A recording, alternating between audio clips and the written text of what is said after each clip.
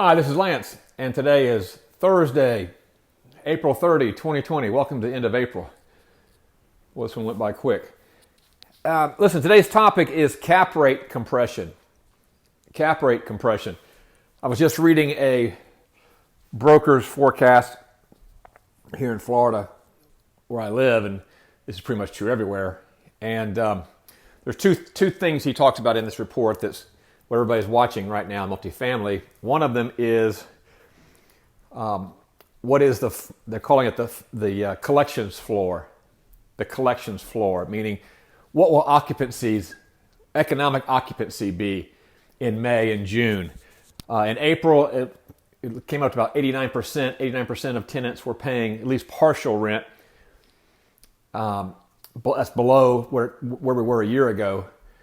But now the real concern is May and June, as people's cash reserves run out, and how long this recession will be, how will it affect overall collections, and that's what I mean by the collections floor. That affects economic occupancy, which affects net operating income, which affects cash flow, which is on every landlord's mind right now, is the ability to make the mortgage payments based upon their collections. So keep that in mind. What's the collections floor? The collections floor. The second term he talks about in there, this is his forecast, and I disagree with him on this. The broker forecast that cap rates are not going to change. Cap rates will not go up. Well, if you recall, cap rate and price go in opposite directions. So cap rates going up means prices are going to come down. I disagree with that.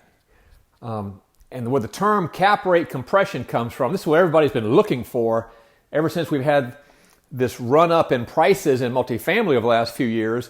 Market cap rates have been going down. Matter of fact, market cap rates are the lowest I've ever seen them since 2003. So market cap rates are down because of the high demand for multifamily that was driving up prices, driving down market cap rates. Cap rate compression is the phenomenon where you buy at a low market cap rate at a high price, hoping the market cap rate at least stays the same, if not goes down. Cap rate compression, what that happens there is market cap rates go up, which is bad if you own property because your values are going to go down. That's what cap rate compression is. And so the broker is forecasting, he's not forecasting zero cap rate compression. Listen, we're going into a recession. I call it the COVID recession. I don't think it's going to be as severe, or it's certainly not as long, I don't believe, as the great 2008-2009 recession. Nevertheless, there's going to be a COVID recession because of this hit we've taken to the economy. In a recession, cap rates go up, especially when you're already operating at record low market cap rates. So I disagree with that. We're going to see two phenomenon going forward. We're going to see economic occupancy down across the board. That's with regards to collections. And we're going to see market cap rates move back up towards where they've been on historical averages.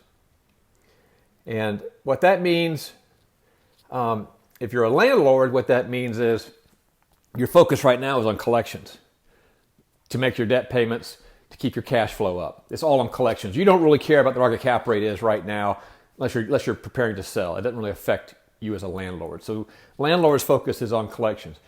If you're a buyer, then you're very interested in knowing what economic occupancy is because that affects your analysis.